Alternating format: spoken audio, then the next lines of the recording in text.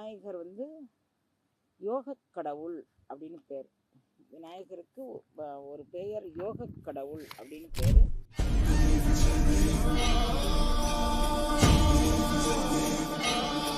அந்த யோகக் கடவுளுடைய இருப்பிடம் எங்க அப்படின்னு சொல்லி நிலையை பற்றி சொல்றதுக்கு நமக்கு தகுதி கிடையாது. அவ்வளவு பெருசு. யோகத்தினுடைய நீள அகல விஸ்தாரணம் மிக பெரிது.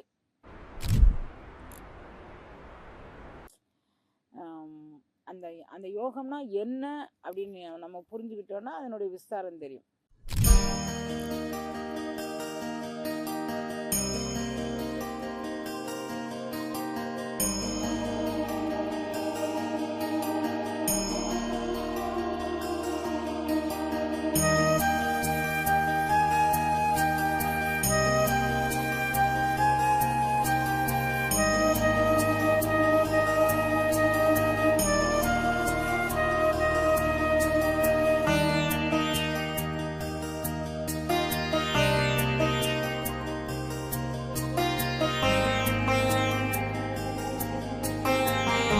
விநாயகர் யோகக் கடவுள் அப்படின்னு பேர். விநாயகருக்கு ஒரு பெயர் யோகக் கடவுள் அப்படின்னு பேரு.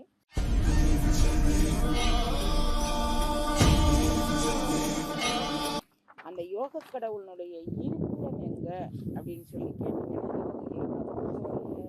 நிலையை பற்றி சொல்றதுக்கு நமக்கு தகுதி கிடையாது. அவ்வளவு பெருசு. யோகத்தினுடைய நீள அகல விஸ்தாரணம் மிக பெரிது.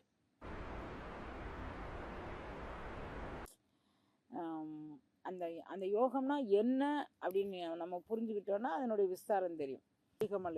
வானொரு அடிக்கு வழிபட்டாலும் இந்த அனுபவம் எப்படிப்பட்ட அனுபவம் அப்படின்னு சொன்னா, ஊனினை நீக்கி உணர்பவர்க்கு அல்லாது தேனமர் பூஞ்சோலை. இந்த இந்த அனுபவம் தேனமர் பூஞ்சோலை அனுபவம். இந்த அனுபவத்தில் அங்கே உள்ள நுழைஞ்சிட்டோன்னா நமக்கு எல்லாமே அனுபவ பொருள். உள்ள நுழைஞ்சா இது முழுமையான அனுபவ பொருள். இதை யாரும் அறிய முடியாத அனுபவ பொருள். அறிய முடியாத அனுபவ பொருளை பற்றி எதுக்குமா நீங்கள் பேசுவீங்க, நாங்கள் கேட்கணும் அப்படின்னு உங்களுக்கு ஒரு எண்ணம் வரலாம். அனுபவிக்க முடியாத அந்த அனுபவ பொருளை நாம் அனுபவத்தில் உணர்வதற்காக வேண்டிதான் அருளாளர் பெருமக்கள் தோன்றினாங்க. அவங்களுடைய அருளி செயல்கள் அனைத்துமே இந்த குழந்தைங்க மேல கொண்டான இரக்கத்தால் ஏனுரைத்தேன் இரக்கத்தால் எடுத்துரைத்தேன். வள்ளல் பெருமானார் சொல்வார், நான் ஏன் இதை சொல்றேன் தெரியுமா? ஏன் உரைத்தேன்? இரக்கத்தால் எடுத்துரைத்தேன். இந்த ஜீவர்கள் கஷ்டப்பட்டு எத்தனை தடவை பிறக்கிறாங்க சாவுறாங்க. இவங்களுக்கு இதுல இருந்து ஒரு விமோச்சனம் வராதா அப்படின்னு ஏன் உரைத்தேன் இரக்கத்தால் எடுத்துரைத்தேன். அது மாதிரி நம்ம அவ்வை அம்மாவும் ஏன் உரைக்கின்றாள்? இரக்கத்தால் எடுத்துரைக்கின்றாள். எந்த அவளுடைய வார்த்தையிலிருந்து சொல்றதானா இந்த அனுபவம் சொற்பதம் கடந்த துரிய மெய்ஞான அற்புதன் நின்ற கற்பக களிறு, அற்புதன் ஈன்ற கற்பக களிறு. ரெண்டு பொருள். அற்புதன் நின்று நமக்கு காட்டக்கூடியது, அற்புதன் ஈன்றருளும் கற்பகம் இது. இந்த கற்பகத்தை நமக்குள்ள காணணும். எப்படி? சொல்லும் பதமும். சொற்பதம் கடந்த துரிய மெய்ஞான. இதுல நம்மளுடைய உடல்ல 5 விதமான நிலைப்பாடுகள் சொல்றாங்க. சொப்பனம், சாக்கரம், சொப்பனம், சுளுத்தி, துரியம், துரியாதீதம். 5 நிலைகள். சாக்கரத்தில் சொப்பனம். அது விரிவாக்கமாகி 25 நிலைகளாக சொல்லுவாங்க. இதையெல்லாம் கடந்து அனுபவிக்கக்கூடிய துரிய மெய்ஞான அற்புதம் ஈன்ற கற்பக களிறு, அற்புதன் நின்ற கற்பக களிறு. அற்புதன் அந்த இடத்துல நின்று பேசுகின்றான்.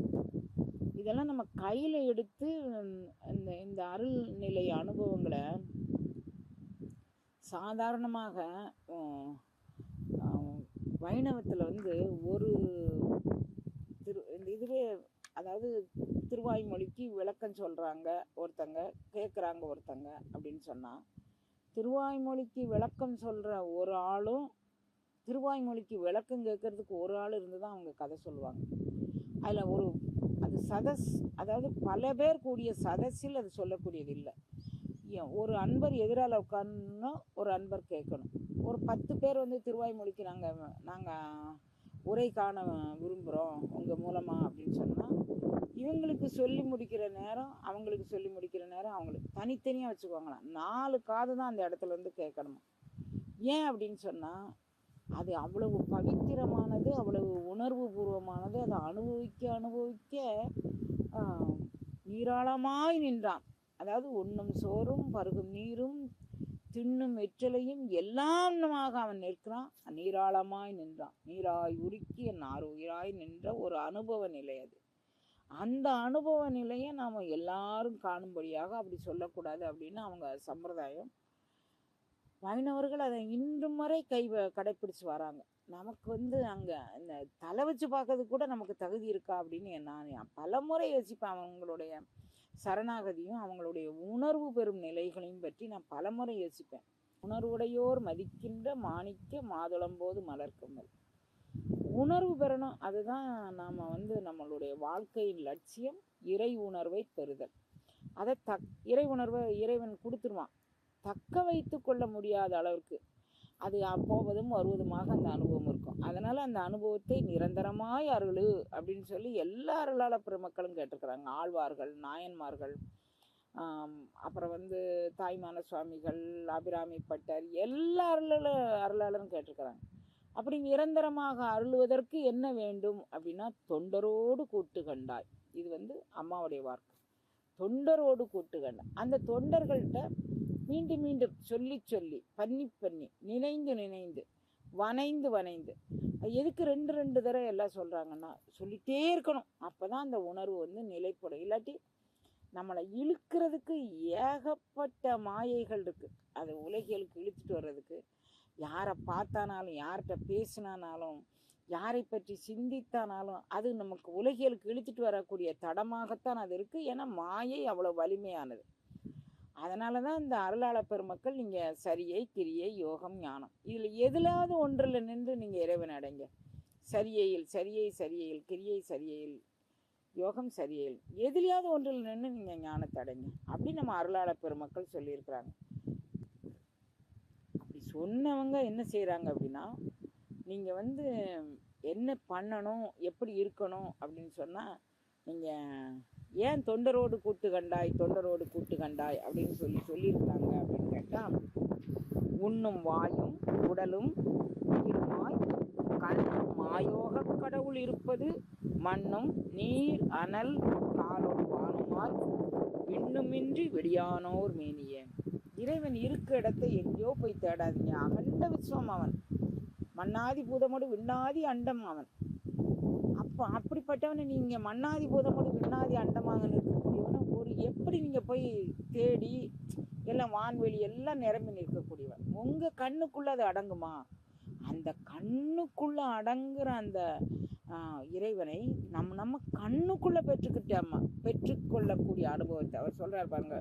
உண்ணும் வாயும் உடலும் உயிருமாய் கண்ணும் மாயோக கடவுள் இருப்பது. யாருக்கு உண்ணும் மாயா இருக்கான்? யாருக்கு உடலாக இருக்கான்? யாருக்கு உயிராக இருக்கிறான்? அவன் மண்ணும் நீர் அனல் காலோடு வானுமாய் இன்னுமின்றி வெளியானோர் மேனியே. இந்த பஞ்சபூதங்களை உணர்ந்து பஞ்சபூத தத்துவங்கள், பஞ்சபூதங்களுடைய நிலைப்பாடு எல்லாத்தையும் தன்னுடைய உடலுக்குள் உணர்ந்து வெளியானோர் திருமேனி. இந்த வெளியெல்லாம் பேரண்ட நாயகன் நிரம்பி இருக்கிறான். அதை இவங்க உடலுக்குள்ள அகண்ட விஸ்வமாக நின்ற ஒன்றை இவர்கள் உடலுக்குள்ள கண்டு கொள்ளக்கூடிய ஒரு தன்மை தான் வெளியானோர் மேனியே. விண்ணுமின்றி, எது பஞ்சபூதங்கள் கடந்து விண்ணுமின்றி, அது என்ன சொல்றாரு? மண்ணும் நீர் அனல் காலோடு வானுமாய் விண்ணுமின்றி வெளியானோர் மேனி. இந்த வெளிக்கு வெளியான ஒரு மேனில தான் அவன் இருக்கிறான்.